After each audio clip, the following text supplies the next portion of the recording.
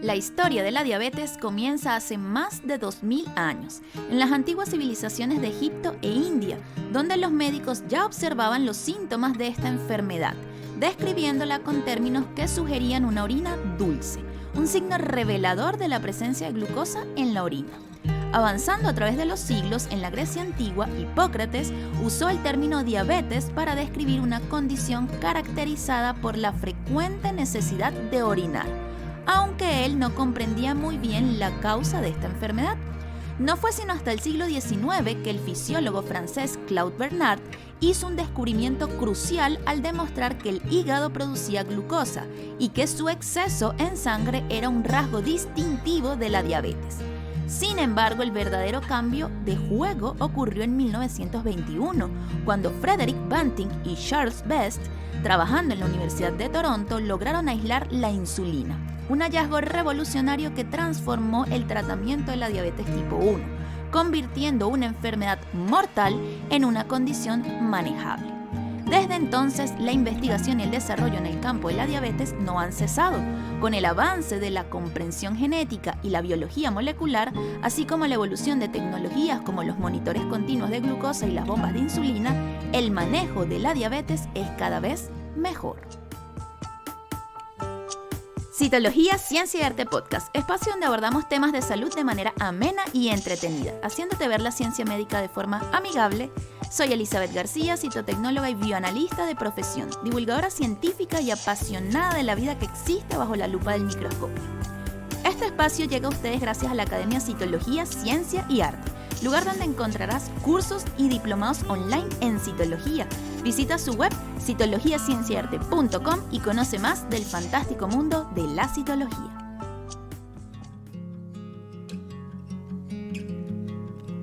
Buenos días, tardes o noches, bienvenidos a un nuevo episodio de nuestro podcast.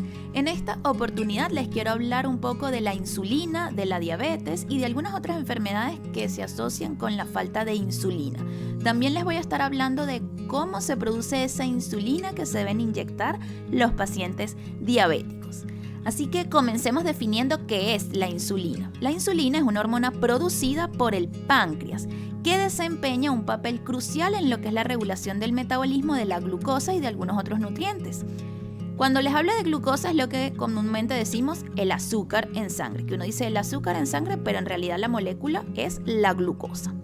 La insulina lo que hace es facilitar la entrada de glucosa en las células del cuerpo, especialmente en el hígado, los músculos y el tejido adiposo, donde se va a convertir en glucógeno cuando necesita ser almacenada esa glucosa, y en caso de que se necesite producir energía, pues esa glucosa se utiliza inmediatamente por esas células. Además, la insulina ayuda a reducir los niveles de glucosa en sangre después de las comidas, porque ya vimos que facilita la entrada de esa glucosa a las células. En sí, la glucosa es una fuente de energía que las células necesitan para generar pues todas esas funciones que cumplen cada una de las células de nuestro cuerpo. Así que no es tan mala la glucosa como a veces pensamos. Por supuesto, como todo, en exceso es dañino. Ya vamos a ir descubriendo a lo largo del episodio por qué ocurre la diabetes y todo esto. La insulina además promueve el almacenamiento de ácidos grasos en el tejido adiposo y previene la lipólisis. La lipólisis es la descomposición de las grasas. La insulina también estimula la síntesis de proteínas y reduce la degradación de proteínas en los músculos. Además, la insulina también va a coordinar el almacenamiento y liberación de energía en función de las necesidades del organismo. Es decir, tiene un trabajo en la regulación del metabolismo energético. Algunas enfermedades que se pueden generar por la falta de insulina. Una de las más comunes y la que la mayoría conocemos es la diabetes. Y sabemos que existe la diabetes tipo 1 y la diabetes tipo 2. La ausencia o deficiencia de insulina puede llevar a varias enfermedades y condiciones. Principalmente, y la más conocida, la diabetes. La diabetes tipo 1 es una enfermedad autoinmune en la que el sistema inmunológico ataca y destruye las células beta del páncreas. Las células beta del páncreas son las productoras de insulina. Y esto pues va a llevar a una falta de insulina, a un cese de esa insulina. Los síntomas en estos pacientes va a ser hiperglucemia, que son niveles elevados de glucosa en sangre. pérdida de peso, poliuria, que es el aumento en la frecuencia urinaria, y polidipsia, que es una sed excesiva. Además, también puede generar una fatiga, un cansancio crónico en los pacientes que padecen diabetes tipo 1. Y eso es bastante lógico porque ya les decía yo que la glucosa es una fuente de energía. Entonces las células necesitan glucosa para cumplir con todas sus funciones.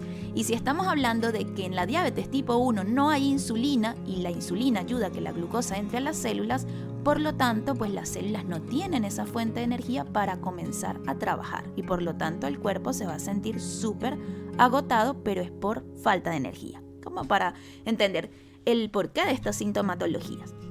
Los pacientes con diabetes tipo 1 van a requerir de insulina exógena para controlar pues, los niveles de glucosa en sangre, por supuesto, y para mejorar pues, todos los síntomas que presentan.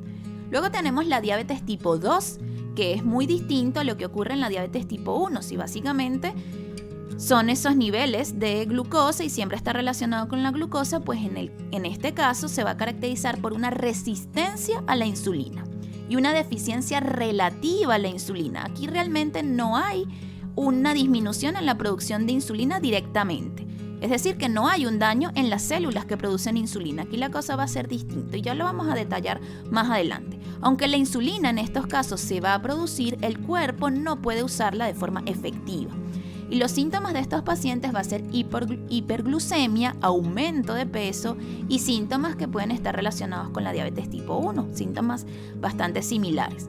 Los tratamientos pueden incluir medicamentos orales, cambios en el estilo de vida, en la dieta, hacer ejercicio y en algunos casos puede que se requiera el uso de insulina exógena.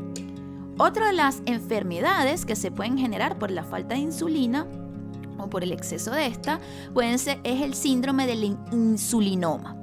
El insulinoma son tumores productores de insulina, tumores que se producen en el páncreas y que van a causar una producción excesiva de insulina y niveles bajos de glucosa en sangre, porque si tengo una gran cantidad de insulina que está haciendo que la glucosa se vaya almacenando en los tejidos, pues los niveles en sangre bajan drásticamente y ahí vamos a tener lo que se conoce como hipoglucemia. En estos casos puede que se requiera cirugía para eliminar el tumor o que se pueda resolver o se pueda tener un tratamiento a través de medicamentos para controlar los niveles de glucosa. Así que vemos que no todo es diabetes, ¿no? Que hay otros trastornos que también se involucran con la falta o el exceso de insulina, porque en este caso es un exceso de insulina porque es un tumor que produce insulina de forma descontrolada. También tenemos la diabetes gestacional.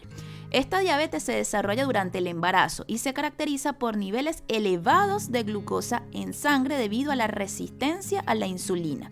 El tratamiento en estas pacientes puede requerir cambios en la dieta, ejercicio y en algunos casos el uso de insulina exógena. Por eso es que las pacientes embarazadas, siempre a todas las pacientes embarazadas se les somete a exámenes de glucosa y para determinar si existe el desarrollo de diabetes gestacional. Esto es súper importante y todas las pacientes embarazadas deben hacerse estos estudios para determinar si tienen diabetes gestacional. Luego tenemos otros tipos de trastornos genéticos u otros tipos de enfermedades, como el síndrome de Wolfram. Este es un trastorno genético bastante raro que puede llevar a la pérdida de la función de las células beta. Recordemos, las células beta, esas que están en el páncreas y producen insulina. Si hay daño en las células beta, pues no va a haber producción de insulina y se puede llegar a desarrollar una diabetes tipo 1. Otra patología pudiera ser una pancreatitis crónica, que es una inflamación del páncreas. Esta inflamación crónica del páncreas puede llevar a que se dañen las células beta. Nuevamente, hablamos de las células beta. Y si hay un daño en las células beta, pues la producción de insulina decae o no se produce simplemente. Y por supuesto lleva a un desarrollo de una diabetes. Esos son otros trastornos que están involucrados con la insulina, su falta de producción o su producción en exceso. Quisiera hablarles con más detalle del desarrollo de la diabetes tipo 1, de la diabetes tipo 1 y de la diabetes tipo 2 para entender un poco esas diferencias entre cada una de estas diabetes o de estas patologías. Comencemos por la diabetes tipo 1. Esta es una enfermedad no congénita, es decir, que no es hereditaria, pero pero sí existe cierta predisposición genética que juega un papel fundamental o importante. Y cuando hablo de predisposición genética, si bien no es algo hereditario, que cuando hablamos de algo hereditario es que sí o sí lo vamos a padecer. No, aquí existe una posibilidad, pero puede que no se desarrolle. Por lo tanto, esta no es una enfermedad con la que se nace, porque muchas veces dicen, bueno, es que nace con la diabetes. No es así, no es una enfermedad con la que se nace. Se desarrolla típicamente esta diabetes tipo 1 en la infancia y en la adolescencia, aunque también pudiera desarrollarse en los adultos. ¿Qué es lo que va a ocurrir? Ocurre un proceso de autoinmunidad. Cuando hablamos de autoinmunidad es que nuestro propio sistema inmunológico ataca a nuestro cuerpo, algunas células de nuestro cuerpo, algunos tejidos. En el caso de la diabetes tipo 1 es causada por una reacción autoinmune en el que el sistema inmunológico ataca y destruye a las células beta, que ya sabemos que las células beta son las productoras de insulina, y estas células se ubican en el páncreas en los llamados islotes de Langerhans. ¿Qué ocurre? A medida que las células beta se destruyen, la capacidad del páncreas para producir insulina disminuye, lo que va a generar una elevación de los niveles de glucosa en sangre, que es lo que conocemos como hiperglucemia. Hasta ahí, pues, básicamente lo que les explicaba anteriormente. Les decía que existen factores que contribuyen a que esto pueda generar. Existen factores genéticos, hay una predisposición genética. Existen factores genéticos que aumentan el riesgo de desarrollar diabetes tipo 1. Las personas con antecedentes familiares de diabetes tipo 1 tienen un mayor riesgo de desarrollar la enfermedad, aunque la mayoría de los individuos con antecedentes familiares no llegan a desarrollar la diabetes tipo 1. Existen además factores ambientales. Aunque no se entienden completamente, se cree que ciertas infecciones virales u otros factores ambientales pueden ayudar a desencadenar la respuesta autoinmune que va a conducir a la diabetes tipo 1 en personas genéticamente predispuestas. ¿Cuáles son los síntomas que presentan estos pacientes? Una sed excesiva, que es lo que se conoce como polidipsia, un aumento en la frecuencia urinaria, en esas ganas de ir al baño, de orinar, que se conoce como poliuria, pérdida de peso a pesar de que hay un aumento del apetito, y un cansancio extremo, que es lo que yo les mencionaba de la fatiga, y ya les explicaba el porqué de esa fatiga, ¿no? El diagnóstico se va a hacer a través de pruebas de laboratorio, como la determinación, pues, de glucosa en sangre. También se hacen otras pruebas como determinar los niveles de hemoglobina glicosilada. Y aquí les quiero hablar un poco de qué es eso de la hemoglobina glicosilada, porque seguramente algunos en algún momento les hayan hecho esta evaluación de laboratorio. ¿Qué es la hemoglobina glicosilada? Y aquí es un poco, en el laboratorio nosotros ahí decimos que la hemoglobina glicosilada siempre va a contarnos la verdad, porque a veces los pacientes dicen, sobre todo los pacientes que están en controles, pacientes diabéticos que se hacen controles para conocer el tratamiento, que es básicamente para mejorar ese tratamiento, que es una de las razones por las que se hace esta prueba. Mienten, ¿no? Dicen, ¿has consumido? No, yo mi dieta normal y todo bien, pero la hemoglobina glicosilada siempre nos va a decir la verdad. Así que voy a contarles un poco sobre qué es la hemoglobina glicosilada. Esta hemoglobina glicosilada es una variante de la hemoglobina. La hemoglobina es una proteína que se encuentra en los glóbulos rojos. El caso de la hemoglobina glicosilada es una hemoglobina a la cual se le unió la glucosa, y por eso lo de glicosilada, que está unida a la glucosa.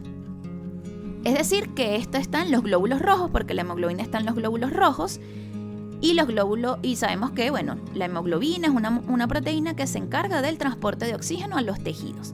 La formación de esta hemoglobina glicosilada es un proceso irreversible. Es decir, una vez que la glucosa se une a la hemoglobina y se forma la hemoglobina glicosilada, no hay nadie que retroceda este proceso. Esto queda así.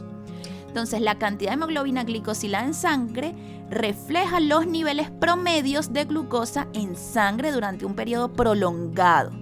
Porque, ¿qué pasa? Los niveles de glucosa en sangre, la glucosa es bastante inestable, la glucosa libre es bastante inestable. Pero cuando consumimos grandes cantidades de azúcar o de glucosa, pues como la glucosa libre es inestable, esa glucosa se va a ir uniendo a la hemoglobina glicosilada.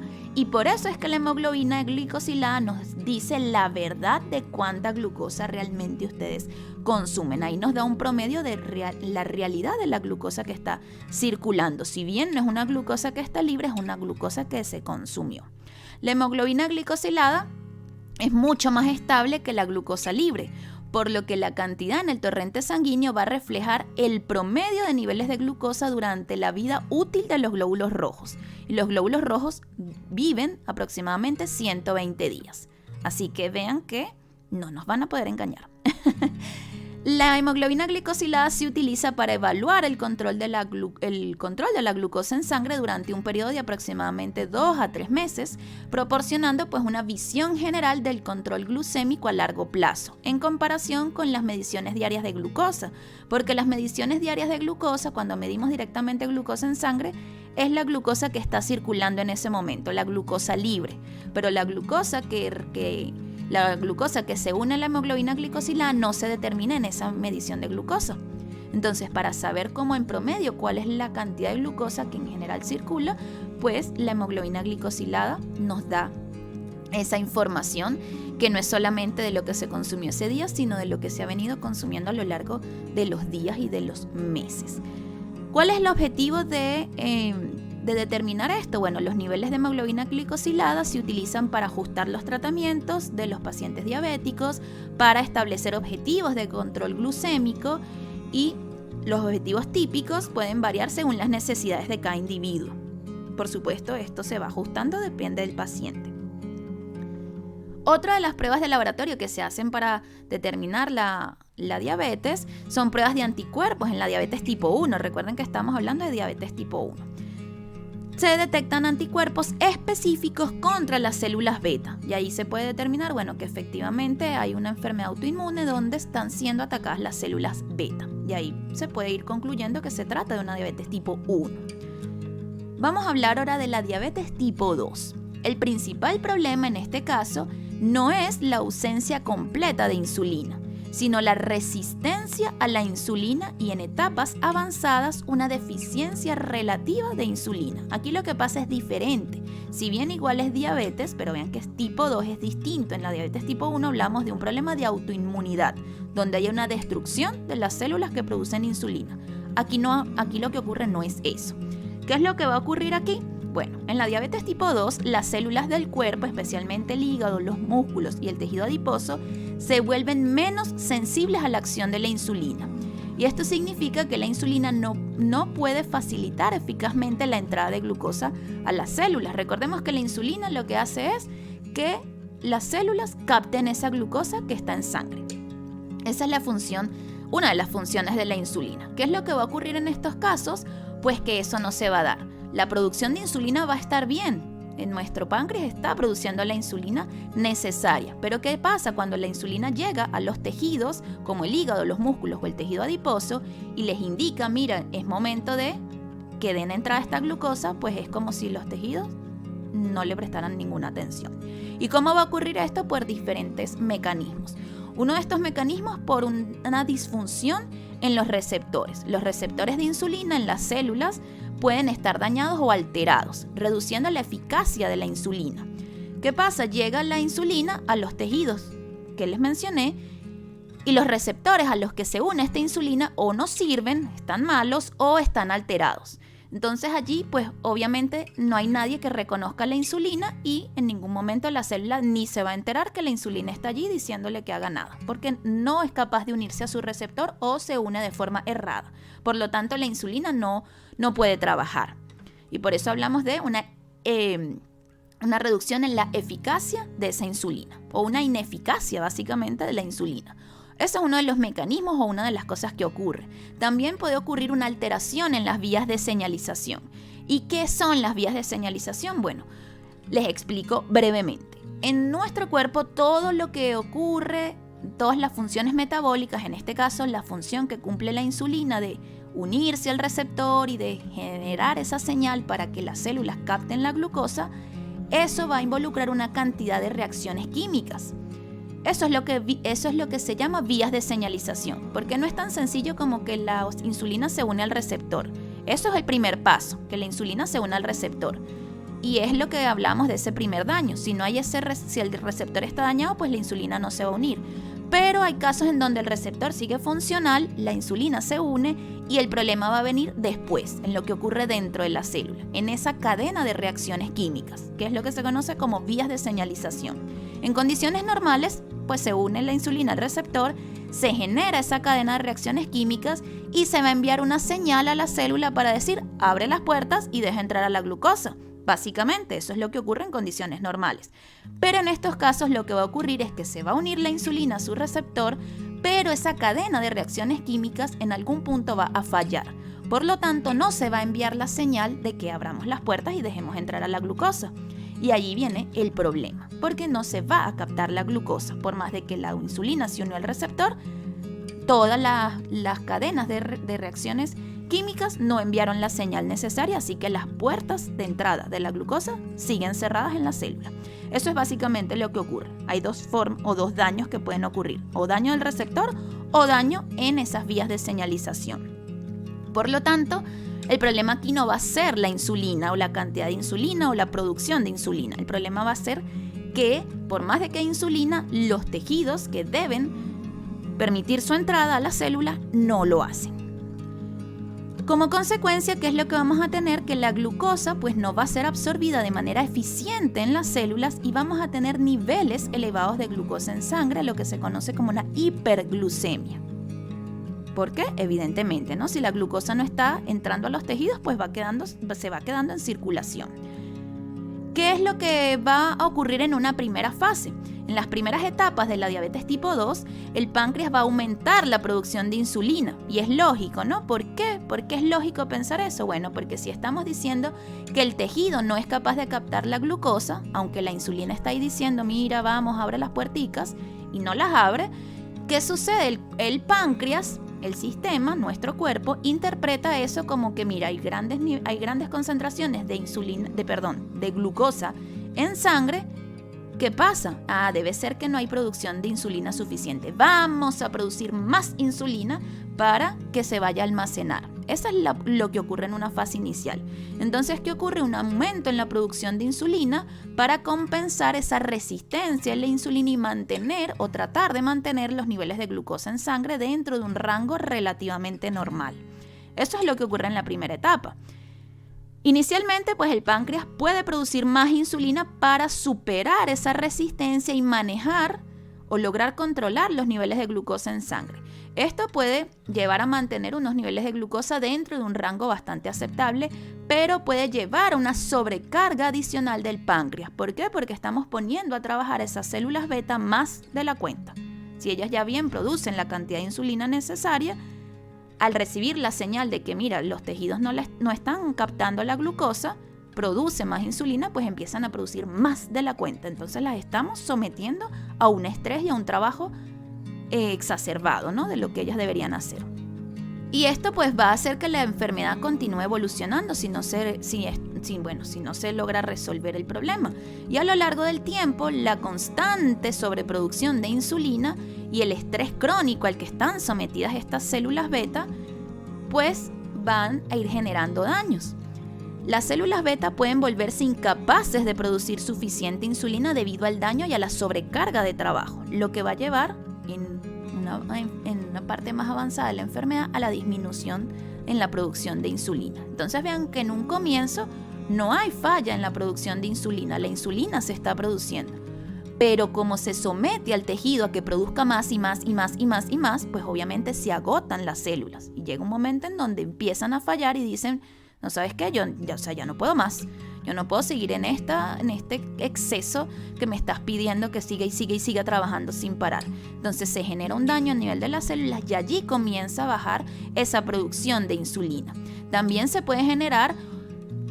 puede ocurrir una muerte de esas células beta, de esas células productoras de insulina. Obviamente por ese estrés prolongado al que está siendo sometida la célula. Y ocurre lo que se conoce como apoptosis celular, una muerte celular programada.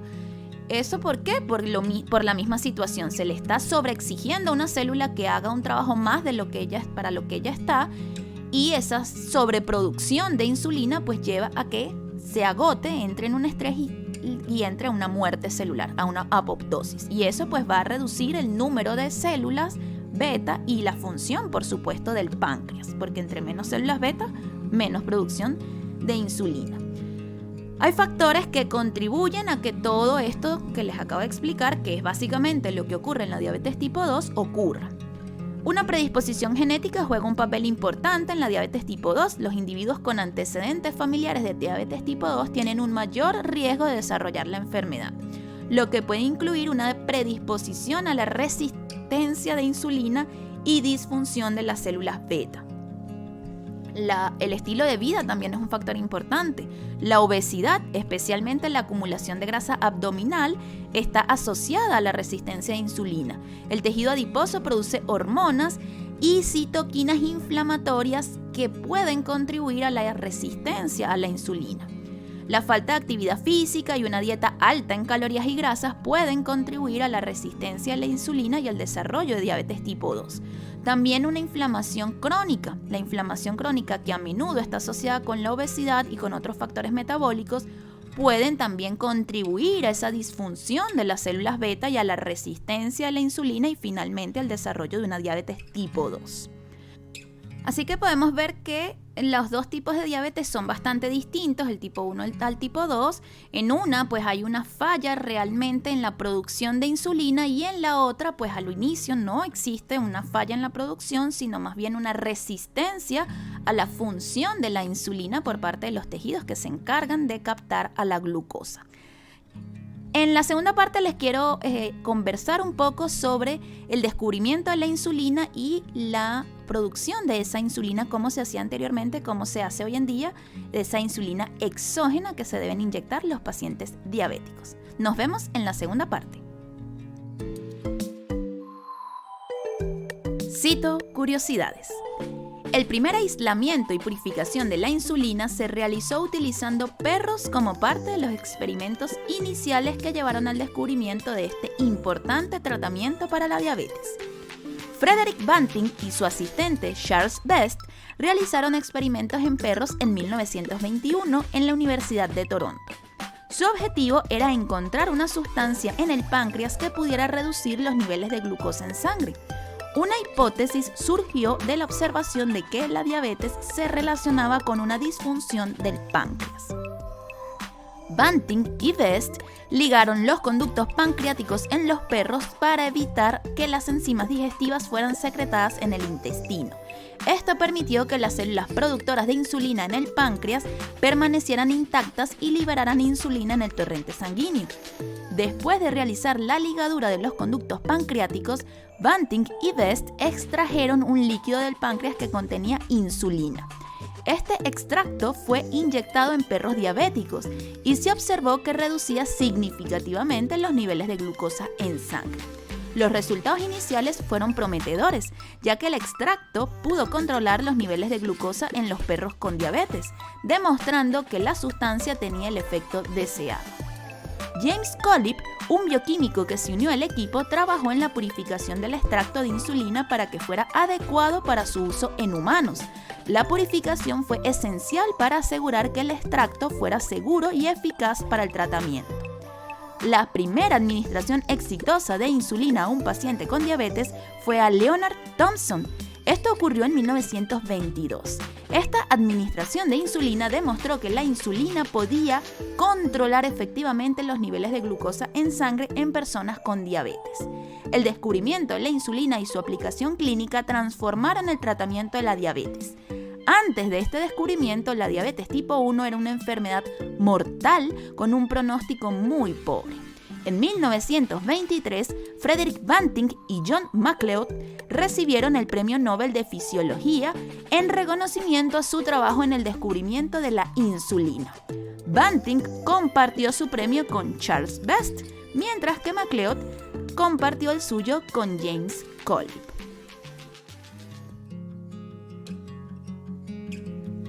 Volvemos en esta segunda parte donde les quiero hablar un poco sobre el descubrimiento de la insulina, que ya lo mencionaba en las citocuriosidades, y cómo es esa producción, cómo fue esa primera producción de insulina que hoy en día es bastante distinta. La insulina fue descubierta por Frederick Banting y Charles Best en 1921 en la Universidad de Toronto. Inicialmente la insulina se extrajo de los páncreas de perros y se utilizó para tratar a pacientes con diabetes tipo 1.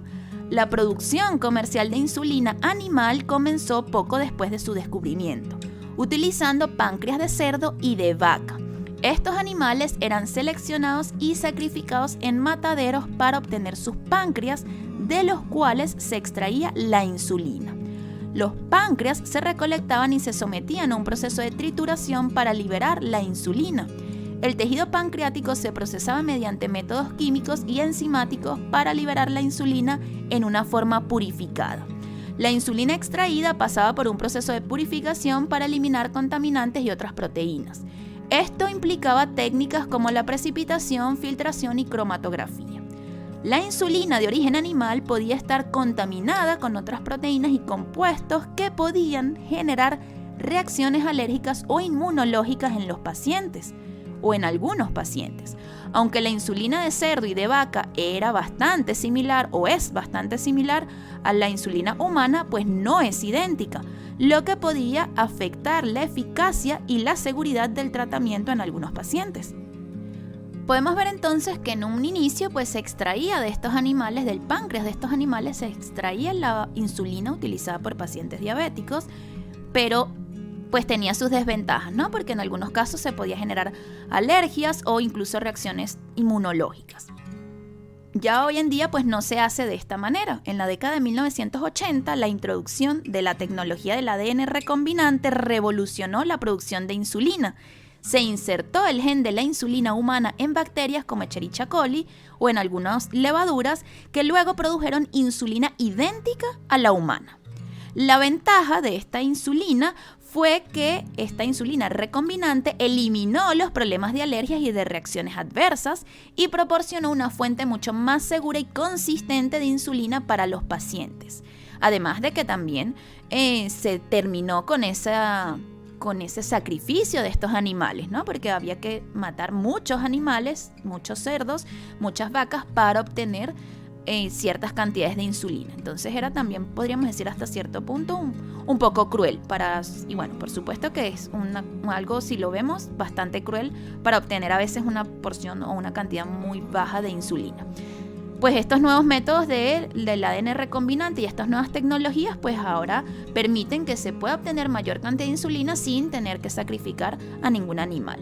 La insulina biosintética producida a través de la ingeniería genética es idéntica a la producida por el páncreas humano, lo que lo hace mucho mejor porque no existen esos riesgos de alergias, etcétera, que sí existían antes, y se ha convertido en una forma estándar de insulina utilizada hoy en día. Así que eso es una muy buena noticia de la forma de obtener hoy en día la insulina, sin que exista ese daño a los animales. Por supuesto, espero que haya sido de interés para ustedes este episodio. Yo sé que fue quizás un poco larguito y un poco denso la primera parte, pero espero que hayan entendido qué es lo que ocurre en la diabetes tipo 1, tipo 2 y que hayan podido aprender algo nuevo. Así que nos vemos en un próximo episodio. Y por supuesto, no olviden darle like, no olviden suscribirse y comentar qué les pareció este episodio, si conocían esto de la diabetes, si conocían cómo se producía y si conocían esta historia sobre la producción de la insulina. Nos vemos el próximo miércoles en un nuevo episodio. ¡Chao, chao!